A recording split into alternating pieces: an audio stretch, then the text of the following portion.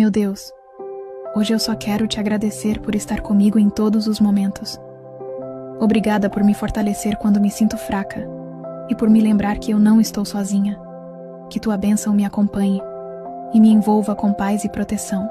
Com gratidão, eu recebo tuas bênçãos sobre minha vida, minha casa e meus sonhos. Que eu viva com propósito, que minhas palavras tragam vida e que meu coração permaneça firme em ti.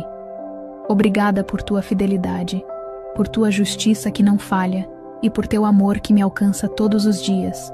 Pai, agradeço por transformar o impossível em testemunho, por me chamar pelo nome e dizer que eu sou tua filha amada. Que eu nunca me esqueça do teu cuidado, mesmo nos dias silenciosos. Que tua presença me guie com sabedoria e tua graça me sustente com leveza. Em nome de Jesus, amém. Meu Deus.